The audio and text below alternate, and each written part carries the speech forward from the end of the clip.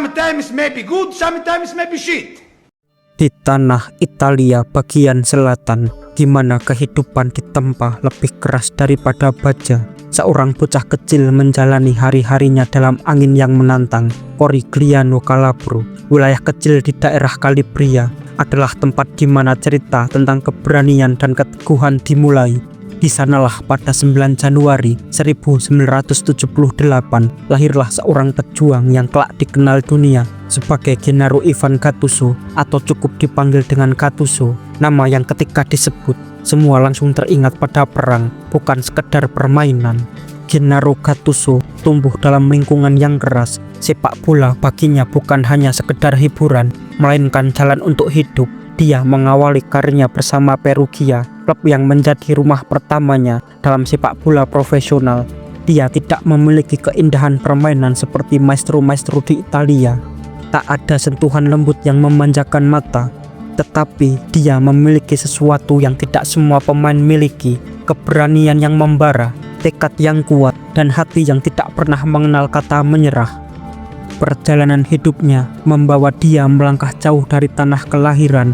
Saat masih muda, dia hijrah ke Skotlandia untuk memperkuat Rangers FC. Di negeri yang dingin itu, tekadnya justru semakin membara. Dia memaksa dunia untuk memperhatikannya. Para lawan menganggapnya sebagai mimpi buruk. Setiap tackle yang dia lakukan seperti badai yang menyapu habis. Dari sanalah lahir julukan itu, yaitu Rhino atau Sang Badak. Bukan karena tubuhnya besar, tetapi karena dia mustahil untuk dihentikan. Di tanah Skotlandia, dia tak terlalu lama, hanya semusim lebih sedikit saja sebelum akhirnya kembali lagi ke tanah Italia. Meski begitu, Gattuso tidak akan pernah dilupakan oleh para penggemar Rangers. Gennaro Gattuso bergabung ke Salernitana seusai membela Rangers FC. Sama seperti saat di tanah Skotlandia, dia juga tidak terlalu lama di klub berlogo kuda laut tersebut. Gattuso benar-benar mulai dikenal saat dia dibeli oleh raksasa Italia, yaitu AC Milan pada tahun 1999, dan di sanalah dia akan memulai cerita hebatnya. San Siro adalah medan perang yang akan menjadikannya legenda. Berbaju merah hitam, dia menjadi mesin yang memastikan para seniman di depannya bisa menari tanpa gangguan dari lawan. Dia bukan pahlawan yang mencetak banyak gol, bukan pula penyumbang asis, tetapi dialah denyut nadi keberanian dalam setiap pertandingan yang dilalui oleh I Rossoneri.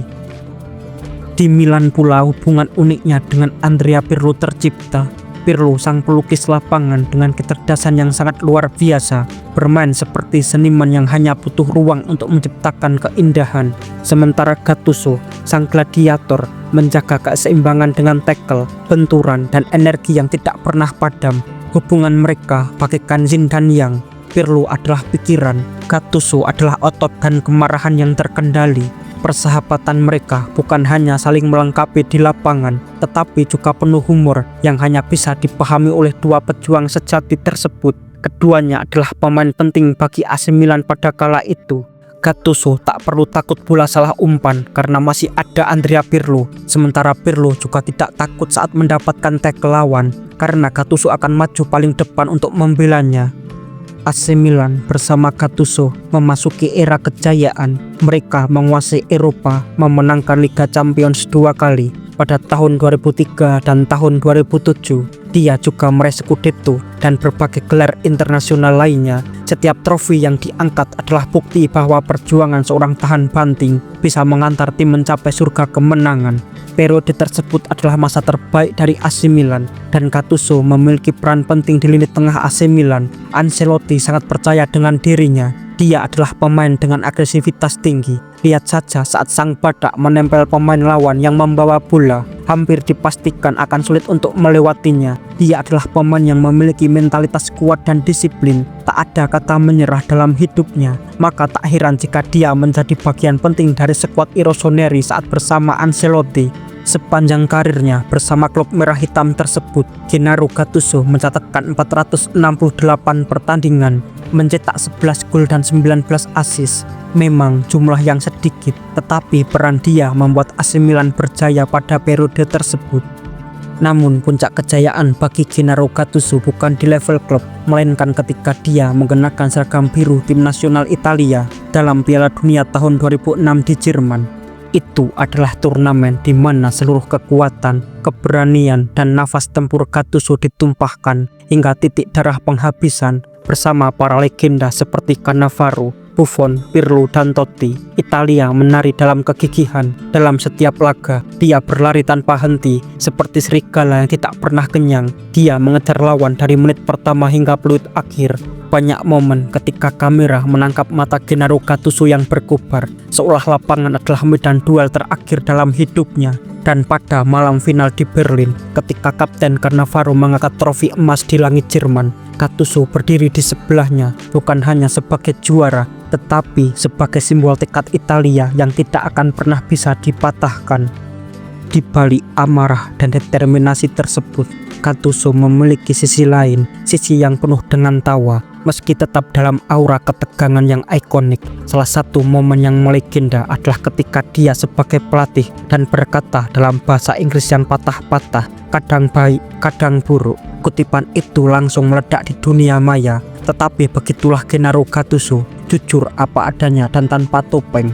Adapun kisah persahabatannya dengan Zlatan Ibrahimovic adalah peperangan yang diiringi tawa. Mereka seperti dua singa dalam satu kandang. Jika Pirlo dan Gattuso adalah yin dan yang sangat harmoni, maka Gattuso dan Ibrahimovic adalah badai dan petir yang saling tersahut. Pernah suatu ketika saat latihan, Gattuso terus mengganggu Ibrahimovic, namun Ibra tetap diam. Tetapi tak lama berselang, Ibrahimovic mengangkat Gattuso, membawanya ke tong sampah. Persahabatan mereka menunjukkan bahwa kadang rasa hormat yang paling besar lahir dari pertarungan yang keras. Meski begitu, Gennaro Gattuso bukan tanpa kontroversi.